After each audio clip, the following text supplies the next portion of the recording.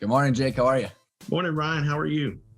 Doing good. I was just we were just having some conversations about how we are both from the same industry, so we'll try and stay away out of the geeky IT lingo. That's bringing me back to my old family business. But I think we're gonna tie this to why everybody should be listening to this and how it relates with buying and selling companies and all the things that go perfect with technology during an acquisition, right, Jake? Definitely. If anything can go wrong, it's going to be the technology. And, over the years, I've actually focused a lot of time actually bridging that gap with the technology for mergers and acquisitions. So I'm excited to actually, spend some time with you today, Ryan, and, go through and hopefully this is beneficial to your audience. So let's take people through a little bit of your timeline. So give us a little bit of your background. Like how is it that you're positioned to talk about technology as it relates to integration and once you're acquiring a company? Because you've been through some of this yourself. So give us the timeline and we can unpack some of the other parts of the story. Sure. So I've been in IT for 27 years. Started back in the 90s. So actually, I started an IT business in the late 90s. Sold that off in the early 2000s and helped a larger organization actually do a post-merger integration with 6 companies. So, oh wow, definitely learned a lot around that and overall what to look for post-merger integration and all the pain points that come along with that and the afterthoughts that obviously everyone, well, not everyone, hopefully, but a lot of the interactions I have is afterthought of technology and technology not being something that was actually looked at during the acquiring phase. They looked at all the finance systems and applications and culture and all those things, and then they got into the acquisition, and it's like, oh wait, everything's supposed to talk. So yeah, that's what. Wait, two CRMs, 2 ERP systems, 2 financial accounting packages, like 2 networks. So it's all going to be perfect. And no one has any opinions about how any of this stuff should work, right? Yeah, none at all. None at all. So, going through that was quite an experience. I actually stayed on with that company for about 4 years before I rolled off and had to actually get started on some entrepreneurial stuff again. So I actually ended up starting a bank here in Charlotte, North Carolina. No way. Yeah, sat on the board of that for about 7 years. And as part of that, I led the IT initiatives as far as getting things up and running and our overall goal for growth of the bank, adding branches, acquiring other banks, et cetera. So I was instrumental around that. And along the way, I actually got drug into the asset and liability committee. So I actually started getting really intimately involved with numbers. So painful experience, but good experience that certainly helped me out. We ended up selling that bank.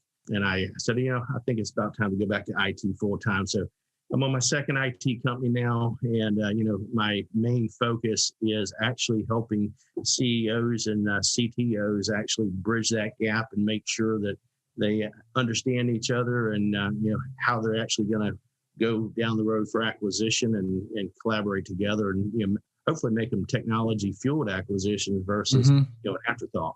So there's so many questions right now. I know that we're gonna, for a good chunk of the conversation, we're gonna be talking about IT integration, how that has to do with role in the company and that you're acquiring, and how you can actually make sure everything works. I gotta ask, why'd you start a bank? Going from IT to starting a bank, we can't glaze over that. Yeah, so it was right place at the right time. I was actually doing a large real estate transaction, and one of the guys was on the board already trying to get the bank started. And we kind of got to talking about my background in IT, and he says, we don't have an IT person on the board. Would you be interested in coming to talk? So I came in, we chatted about IT, talked about their vision. It made sense for me to join. And it was a great experience, actually. That's awesome. And which is gonna be fun, because I think what I'd love to be able to unpack is like the ability to integrate companies with the right value, and like it's all the hang up of these expenses and ad backs that all wither away at the true purpose of the original intent of acquiring a business. So before we get into some of that stuff, Jake, I'm just curious, when you sold your business, I mean, in the late 90s or early 2000s, I don't know if it was a break fix business, and was there any like kind of a handful of things that you learned when you went through that you're now applying, whether it's in conversations or on shows like this? Like, what were some of the main things you go, okay, now I understand how valuations work and what's going on, and this is how people should be viewing their business? Yep, absolutely. So I would say as we were going through the business, I thought it was all about learning how to manage employees in a rapid growth company. So we started the company in May of '99 and actually sold it 2 years later in May of 2001. So we actually had ramped our revenue up to about 50 million a year. Had about 35 employees. So In 2 years? yeah, so Holy cow. we're actually a value added reseller slash system integrator. Okay. Uh, yeah, and you know we had some good relationships with the vendors that we worked with. They fed us business. We did a good job, and we continued forward. So you know at that point, I thought it was more about how to deliver technology well and grow a business with employees. And when we came to the phase where it was actually we were actually looking to sell, the numbers started making a whole lot more sense to me, and Uncle EBITDA obviously became a harsh reality. So You can't ignore so EBITDA. All of a sudden, it's like revenue, employees. Wait a second, EBITDA. yeah, so I mean, So how the obviously, heck did you grow from 0 to 50 million in 2 years, Jake? I mean, come on, like that's yeah. crazy, So man. so fortunately, we had some good capital backing, and had a good team of partners that actually had some really good relationships, and Hmm. was able to bring in some very large accounts that were spending a lot of money. So it was a really fun ride, tough ride. I mean, a big learning experience, and you know can't go back to do it again. This time I'm doing it a little slower. Well, and why are you doing it slower this time? Well, Any I'm specific older now, reason? right? Yeah, we realize that time is actually limited. There's no matter how much you can fool yourself, there's only 168 hours a week. That's right. Back then I was in my late 20s, and now I'm in my early 50s. So I don't want to run that fast. That was 12, 15-hour days, 5 and 6 days a week. So yeah, I try to act smarter and not work harder these days. So it's working out well. That's so I love it, man. So I want to, as we're kind of moving towards what you're all about today, and maybe I'll set some context, Jake, and then we can roll whatever direction you want to go. So I think about when I was selling IT services back at our business, and we definitely did not scale from 0 to 50 million that fast. I can absolutely tell you that you crushed whatever I was doing. But the thing is, it's so interesting, Jake, is like up until our training and how we teach valuations, there's this whole like annual income where people who own companies are trying to like suck the distributions out of the business or the perks and the salaries, and not necessarily with ill intent, just like if I don't know what to do with it, everything's viewed as an expense if they don't know this whole concept of normalizing EBIT and multiples.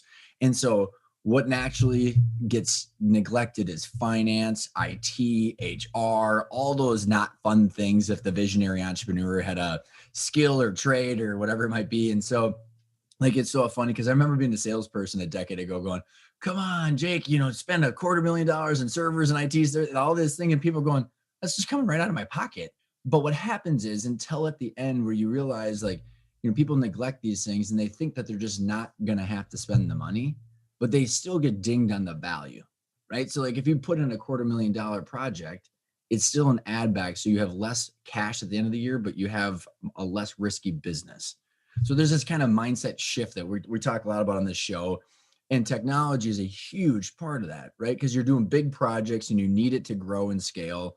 But there's this concept of like, hey, if you think about your company like an asset, this is an investment, not just an expense. But then there's the area that you talk about of actually like doing it the right way and integrating it to capture that value if you're acquiring. So why don't you kind of talk through like I know I set like a big foundation. Again, I'm not really asking a question, just kind of like the things that we talk about on the show. So given that and what you're doing, explain how that relates to acquiring a business and how you see the sellers neglect what's going on and how that impacts the buyer.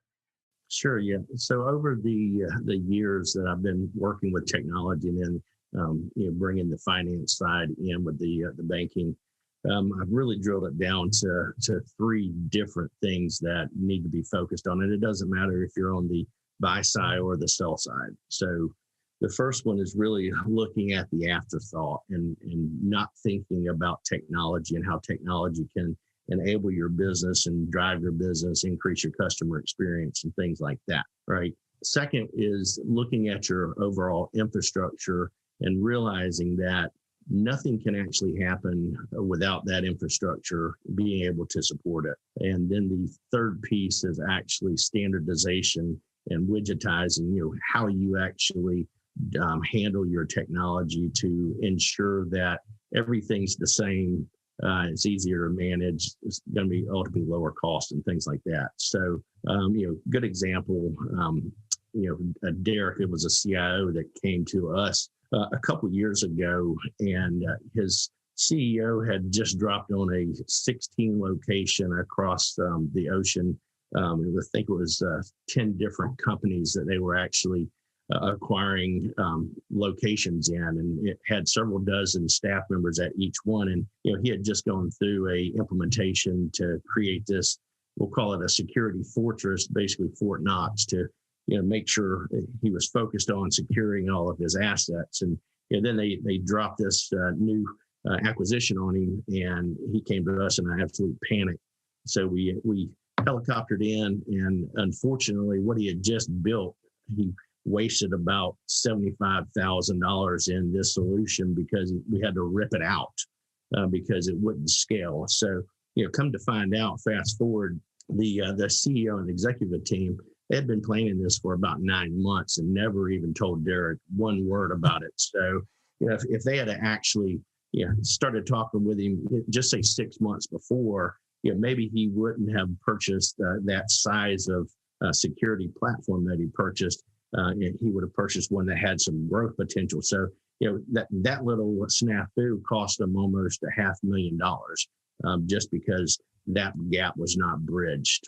So, big problem there. So, as you're actually looking at you growing your business, your technology has to be something that you think about. And one of the things I see in some of the smaller businesses is the technology resource.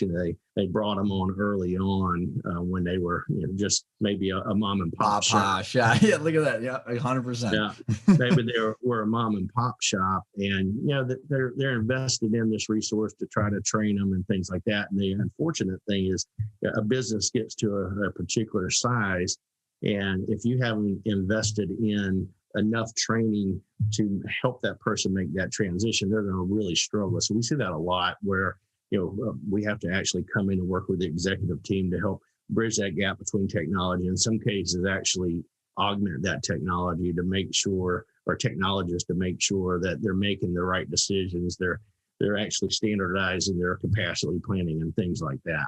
So I love it. So, and like one comment on that is like, the difference between an IT manager and a CIO. Well, first of all, it's probably a couple $100,000 in salary, but it's also like the ability to say, well, we're not going to buy hundreds of thousands of dollars of infrastructure because we're going to be going to the cloud, or we might be selling in 36, 48 months. It's just that vision, and then the ability to map it out, and then the financial implications of it.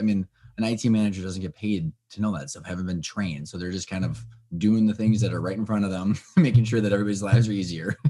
Well, in addition to that, the IT manager is not an executive. And in a lot of cases, they struggle being able to communicate with the executive, the CEO and CFO, and get out of the jargon and establish a common language where they can really communicate, get a cadence going on, get some trust established such that the CEO and CFO are comfortable, dragging them along as far as what's the overall vision, and making sure that that person understands how to communicate with them to talk about the importance of the technology and the infrastructure and things like that as they're actually going to grow. Mm-hmm.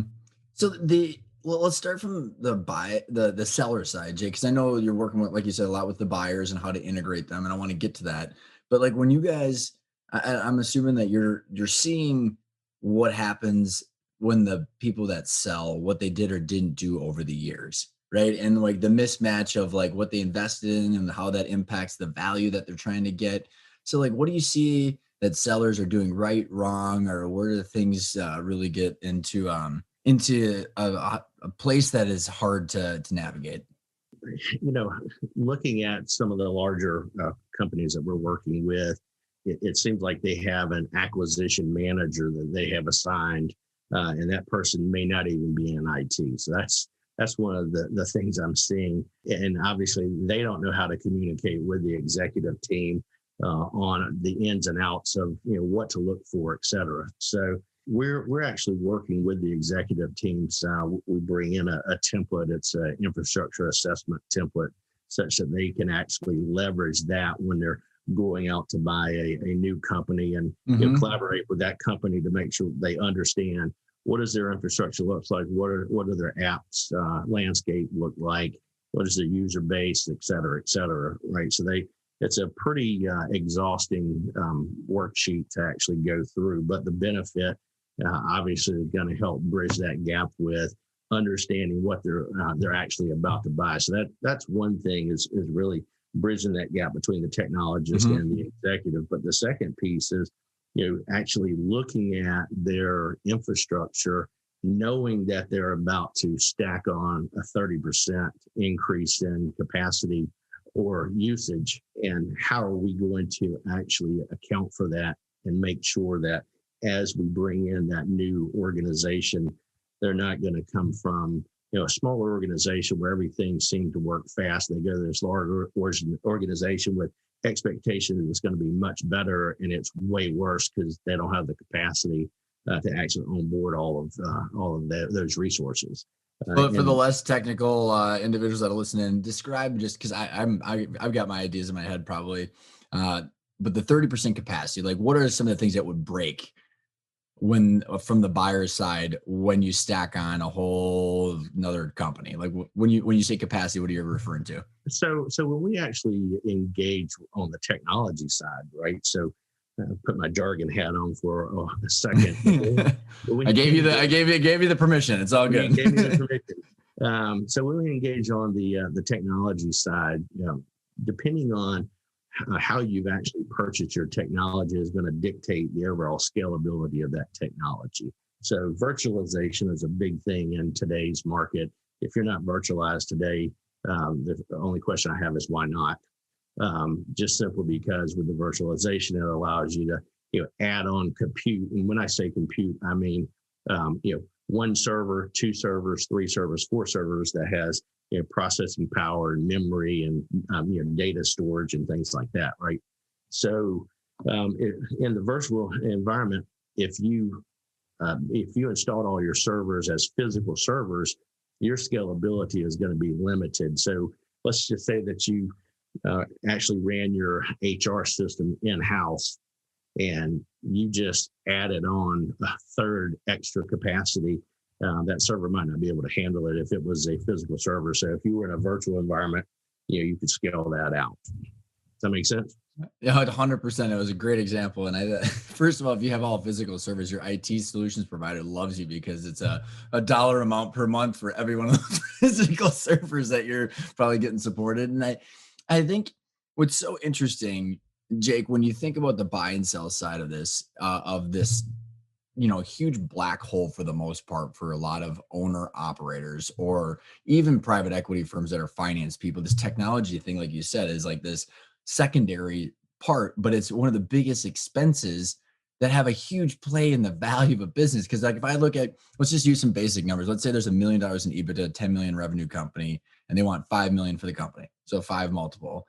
And they haven't invested anything into their technology for 24 months because they knew they were going to sell. So they, hardware upgrades, all these things are needed. Like if you and your team are going to be coming and buying that company, you're going to ding them throughout that checklist, right? So like you're going to pay for it anyways, and then it's going to be a multiple of that instead of an add back where if they would have paid the 250 grand a year ago, it would be an add back and they'd still have the million in EBITDA instead of just constantly chipping away because of all the stuff that you and your team on the buyer side are going to have to invest in. That's right. Yeah. So that's where the black box comes in. Um, so when we're working with executives, we try to help the CEOs because I mean let's just face it, CEOs if they wanted to be in technology, they wouldn't be a CEO, right? So uh, so with the black box, what we try to do is actually create a per location, per person cost so that they can have some quick rules of thumb that says, I'm going to go buy 10 locations. That's 10 times per location. I'm going to have an extra 500 users. That's X time per user. And then they can kind of understand what that cost looks like. In addition to that, with that black box, we create the standards that are up to snuff for us. And then as we look at that infrastructure assessment questionnaire, we can actually look at, have they invested in technology to the level we have? Is it, enterprise grade equipment? How is their security posture, et cetera? Because the last thing we want to do is open up our secured environment to an unsecure new environment. And obviously everything goes sideways at that point, potentially. Yeah, I mean, oh my gosh, it's besides all the costs and just like the political posturing that people have of what systems they like. I mean, just the security potential threats are just huge. Like you said, if you don't have all the stuff set up on the potential acquisition side. So let's say I go back and I'm that company that wants to sell and I got the $1 million in EBITDA trying to get the 5, maybe we'll give them 6 multiple right now. But you come in and you and your team, what happens on the executive side, on the acquirer side? So whoever's leading the acquisition, whether you said there was a team lead or whoever it is, how does the checklist translate into conflict on the purchase price or terms? I don't know if you got a couple examples that how that manifests itself into real dollars or situations. I do. So we actually just finished up an acquisition end of last year. The acquisition manager, Sarah, she had been used to doing acquisitions where she was in 1 or 2 locations at a time. And all of a sudden they dropped 26 locations on her across the US. And she came to us because we hadn't been engaged with her executive team at the moment. She came to us through a referral from another company that has leveraged us for quite a while. And she's like, I don't have boots on ground. I don't have relationships. I don't have technicians. Is that something you could help with? So fortunately, we have some fairly good relationships across the U.S. and we were able to parachute in resources to 26 locations in about 2 weeks. And then the second problem she actually ran into was they had a CIO that wasn't communicating with the CEO, and they had some security standards where they were going to replace all of the laptops and network at each one of the locations. So not really a big deal when you have 1 or 2 locations. When you have 26 locations and 500 users, completely different situation. So it got into some procurement constraints. It got into some imaging constraints, some configuration constraints, and then obviously they didn't have the relationships in all these locations. And they acquired, it was 26 locations and 4 companies. So then they had 5 different IT groups having to hash it out on who knows what better. No, thank you. I do not want to be in that room. Yeah. So fast forward, we made it through that one. They spent about an extra $250,000 than they should have had to just for the last minute and weekend work and things like that. But fast forward now, we're on our 5th acquisition, and now we have a very clear cut process, a T-minus schedule getting up to the acquisition, a cadence during the acquisition, and resources that come in preparation for the acquisition. So, she went from pulling her hair out to, we're her best friend now. Well, and I think it's so enlightening, Jake, because when you think about that progression that you just described, I mean, buyers are getting more savvy, and like how this translates. So there's like the listeners on the show, it's a lot of people that are wanting to eventually have a liquidation event, but there's a lot of acquiring on the way to that liquidation event for themselves too. And I think, like, I don't know if like when you're on those deals, because you're on the technology side, the translation and the manifestation of these sellers that are trying to get high dollar amounts, and then like that happens, like, $500,000, $250,000, or $500,000 that they ended up spending more is going to come off the purchase price, or it's going to translate into some less advantageous terms for the seller. And it's just, so the money is going to be spent regardless. It's more about who's going to spend it. Is That's it going to right. come off So, the purchase price, or is it going to come off the earnout, or somehow it's going to get paid for? yeah. So for that person that's actually doing the sale, hopefully they find a CEO that, just budgets on the back end for IT integration, and then just throws it on his IT staff and the CIO and said, just figure it out. So that would be your best case, right? The worst case would be you actually negotiate in, you get your payment up front, and then you have your integration bonuses that happen, and then you have your earnouts on the back, and it's like, oh wait, hang on, we expected that integration was going to cost $100,000, and it cost $500,000. Somebody has to pay for that. We're either splitting it 50-50, or we're taking out of your hide. I know. Right? And which is, go ahead. So I encourage the CEOs, hey, let's get this black box, let's get this questionnaire actually filled out so that we can understand up front, hey, the integration cost is really going to be, worst case, $500,000, and go ahead and budget that into the deal. And in addition to that, maybe set it aside as an escrow per se. And then, if they don't hit the whole $500,000, the seller gets that money back. If they hit that or they go over it, there's no penalty. It's yeah, that's yeah, when you think it out the right way, right? Like, but like you said, it's usually an afterthought. And I think about what is so, I'm trying to explain, give the listeners into some insight into like the second or third order effect of like when this is happening and you're trying to acquire these companies and roll them in, like especially with the private equity roll-ups right now, Jake. Like, let's say I actually did this on this presentation this last week. I said, okay, so I know this PE firm, they rolled up 18 companies in 18 months, and they went from like 800 employees to like 6,000. And I go, let's assume all of the systems integration went perfectly. You still have to integrate 18 cultures, and people just laugh. They're like, and this is where like needs to be some sort of like reality of like, unless you've been through it, it's hard to describe. It's not this spreadsheet exercise that everything happens perfectly, because especially with technology, Jake, and there's a question here, trust me,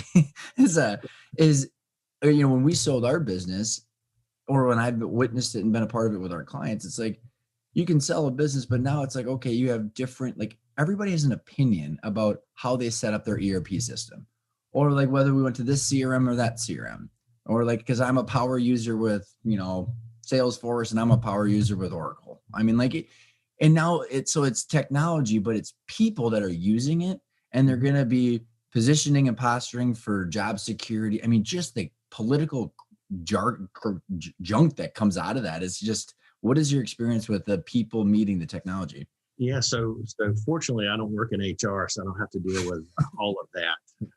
However, I can certainly tell you that when we go through acquisitions, the different applications and the user experiences, let's just face it, users don't like change, right? So whether you're merging 2 companies or 10 companies, applications is going to be a major issue, whether it is your email platform, your file collaboration platform, or your ERP or your HR platform.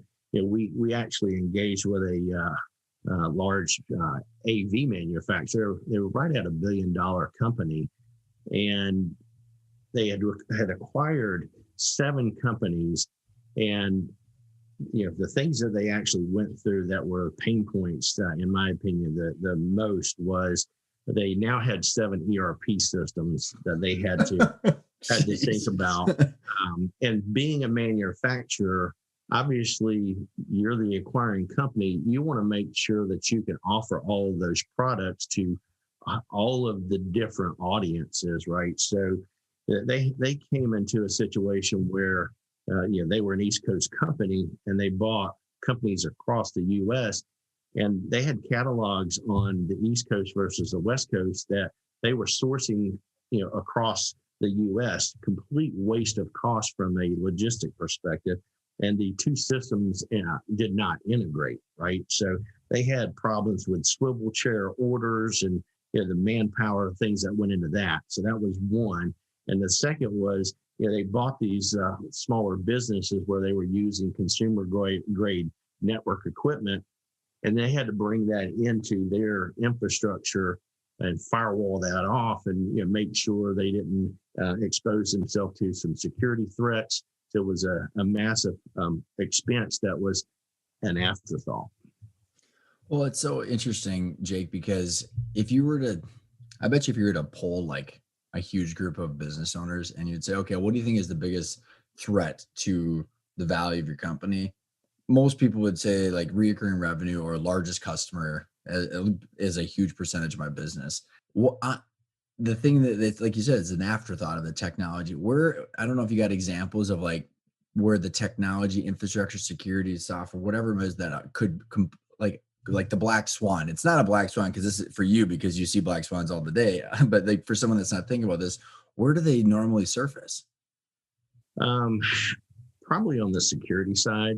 So let's say that you're running a business and you have a good customer base, and those customers are leveraging your system for processing transactions and things like that. Mm-hmm. And all of a sudden you get hit with ransomware and you're shut down, right? So depending on what your overall security posture was and business continuity plans and things like that, you could go from a $100 million business today into a $50 million business tomorrow just because you didn't implement common sense IT security practices, right? So we actually have a company we're consulting with post ransomware right now, and they were actually approached by a good actor via LinkedIn saying, hey, you guys are vulnerable to this particular bug, and they sloughed it off.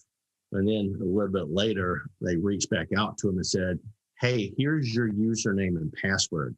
So the CEO freaks out. Everybody has to change their passwords. Well, guess what? They changed their passwords and you still got the vulnerability, right? So fast forward another few weeks, they get hit by ransomware because someone came in through this vulnerability, infected the system, and took them down. They were down for almost 12 weeks. They're still fighting, getting systems back up. So we're kind of going back to the drawing board with them to talk about technology and infrastructure and standardization, security practices, et cetera. So that business, I mean, I don't even know how much money they lost during that window of time, but I can't even imagine. And their cybersecurity did not cover all of the costs associated with getting them back up and running. So, I think security today is even more of a challenge, given that there's so many remote workers right now.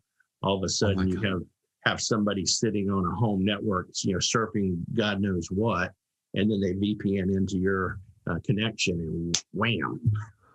It's so crazy, Jake, that you mentioned that because last March, I literally was just like, oh my God, there's like 100 million people going home to sit on their Comcast modem with no firewalls or AVM going, this is like China and Russia's dream come true. And for the common end user, that's a problem, right? I mean, obviously they've been used to being protected behind firewalls and protected with additional security software and automation and things like that. And then they get at home and they're not thinking anything. So that's where it comes in. You definitely need to bolster your security posture. So let's talk about from a standardization, like setting yourself up to be able to acquire and roll people in effectively. So like if you were sitting down, let's say there was a private equity firm or a big corporation that's going to, or whatever size corporation, anybody that's listening in that wants to go on an acquisition strategy, what are they, sir? How do you like, what would you say to them and how would you kind of lay out that roadmap of what they should be doing in order to actually do this correctly? And that's what I'm just to clarify too, it's before Jake, that due diligence checklist. So that's like all the work that needs to go ahead. So that way, when they go into that, they can actually weigh what is the potential acquisition against what they've built. So clearly there's a lot of work that goes into being able to put specific numbers down based on location and based on users, right? So when you start looking at standardization of your equipment, as far as your network equipment, your desktop servers, all of the components that make up a location. If you don't standardize, you can't really have a magic number where this is how much it's going to cost. And actually, if you create your standardization, you can say, hey, this is going to be the worst case per location. Hopefully it's not as bad, right?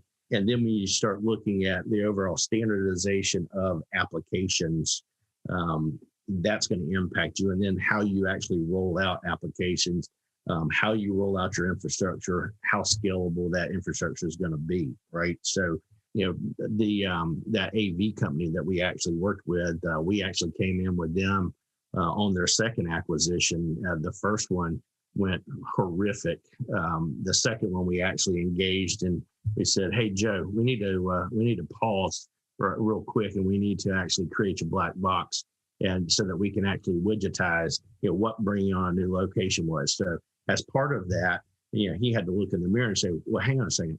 I don't have standardizations across the locations I have right now." Right. So, we went into an exercise with them to standardize what they actually had. And then obviously, as they were plugging in, it made it a whole lot easier to just plug on. And we moved them into cloud-based compute and cloud-based management and things like that to get things out of their building that they were in here locally.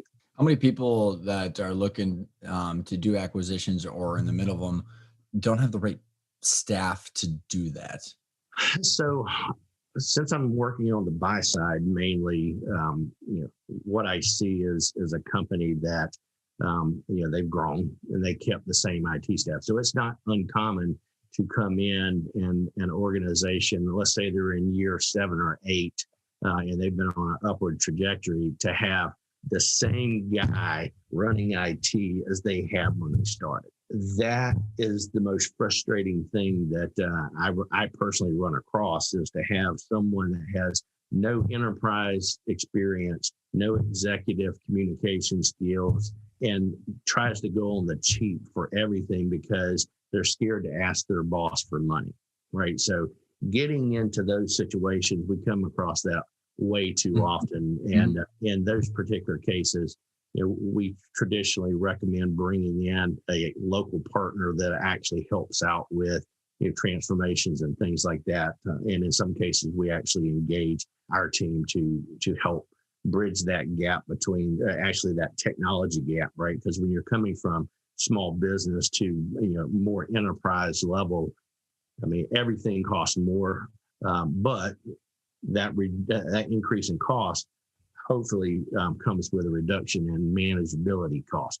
Well, and an increase in value of the business that they own too. And this is where, like, if you think about the domino effect of what you just described, Jake.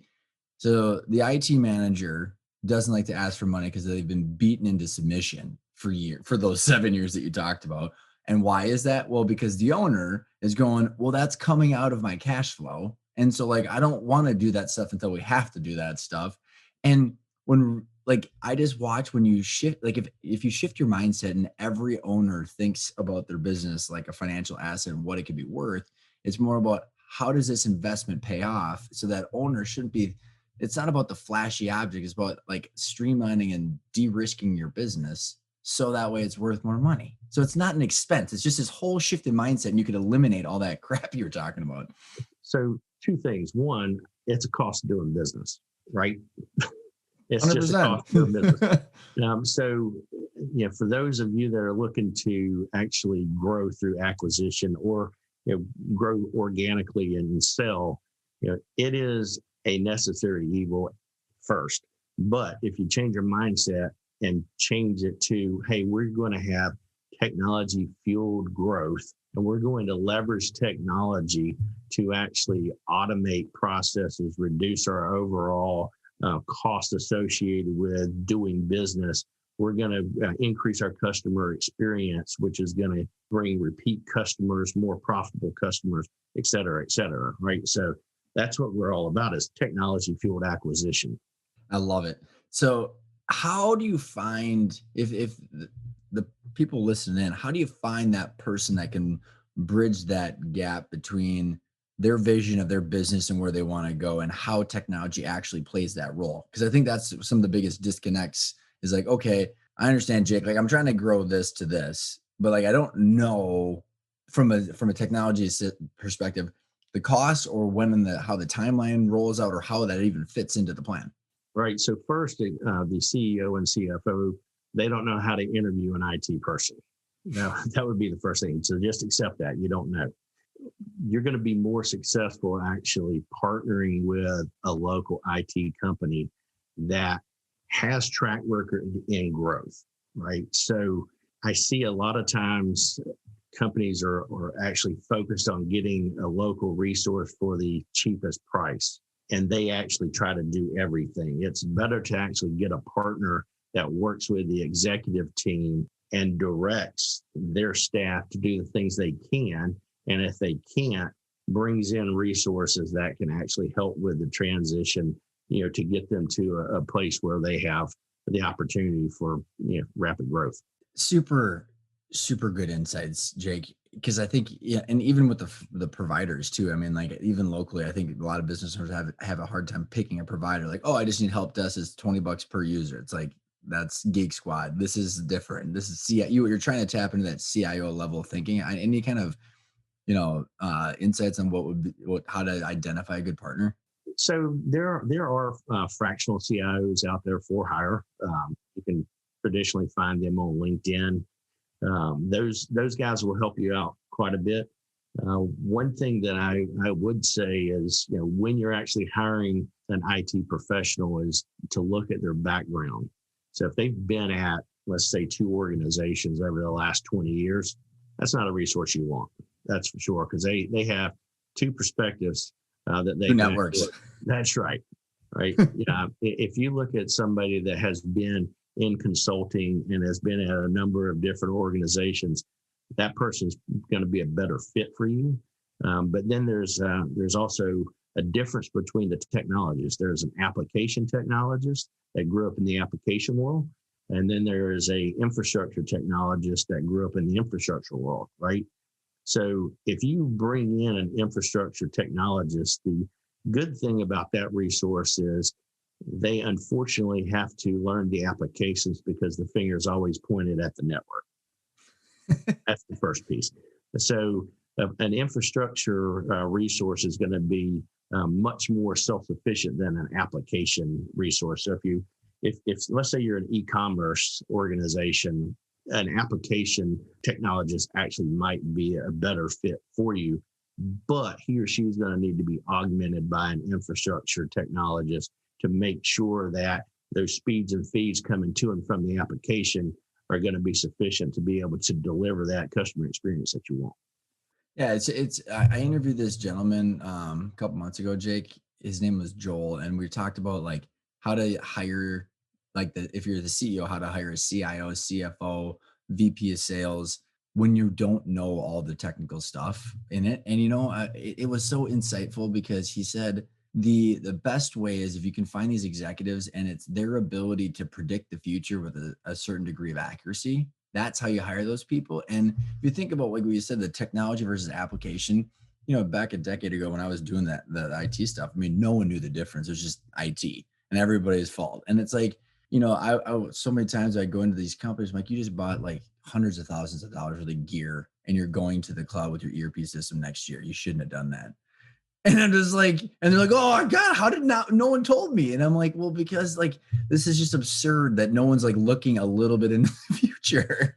Yeah, that's funny. We actually have a success story where we engaged with a CTO. His name was Mark, and he's a really smart guy. And, he was going into his first acquisition, And he probably could have done it by himself, but he had talked the CEO into letting him get a little bit of assistance. So he actually brought us in.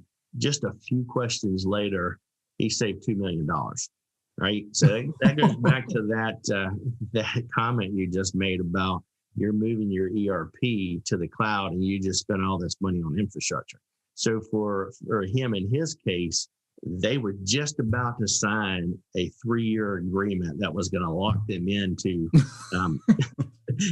a lot of money. And we're like, whoa, time out. We're about to make all of these changes and you're about to have just signed away your life. So we actually saved them a couple $1 million in just a few questions.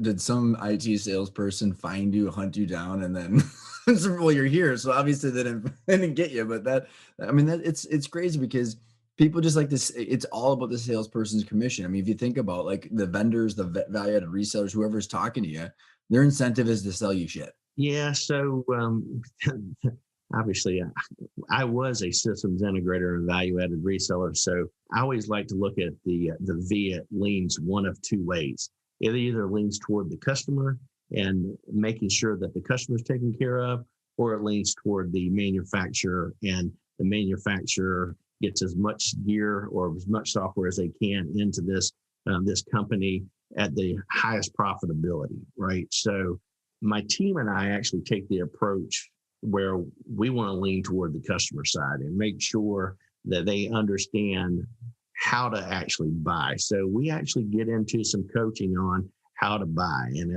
if the organization is buying from, one of the large organizations that really don't have local resources, but they have a rep that's tagged to you, going through an acquisition literally right now, it's a large warehouse they're acquiring, and they're going to put all new infrastructure in. The equipment was just delivered. We just got an email a few minutes ago, and the lead technologist was like, how exactly did we order this equipment that doesn't work for the scenario? And that comes into you're buying from a large organization that doesn't have your best interest in mind. So if they have a catalog online, they probably don't have your best interest in mind. It's so true, man. And it's like, I've learned that it's unfortunate that you have to learn so much about this to just look out for yourself. But I think this all goes back to like, if you have a plan, you say, this is where I'm going. This is why we're going there, from the revenue for your company, the revenue, client acquisition, client experience, and that drives all the way down. It should be fairly simple to sit down with your IT partner or technologist to say, this is where we're going. What do we need to be supported to get there? Right. I mean, Right. It's just like this foresight. It's amazing how few people, Jake, have like an actual budget and cash flow statement years out to say like, and here's where we're going. And does the cost structure actually reflect where we're going? There's this like, I think this denial that people have of like, we're just going to do this at the same cost that we've always done it just to collect more margin. And it just always comes back to bite you. Yes, absolutely. So I know we're getting close to the wrapping up here. So the lifeguard, what's the actual? Why don't you, say it. What's behind it? I know it's a tongue twister. It's actually theacquisitionlifeguards.com. If you want to reach out to us /growth, right? So I'm the chief acquisition lifeguard, and I lead a team of lifeguards that are constantly saving executives from the ocean, the big ocean. I love it. It's and it really gets down to the three simple things. Making sure your technology is not an afterthought, making sure you focus on your infrastructure, and make sure you standardize what you're doing, because that's ultimately going to drive your business.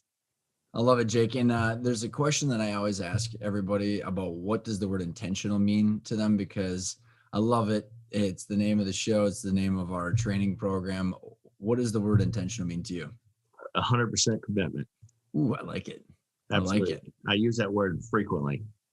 100%. What does that mean to you? 100% commitment. And what is the like?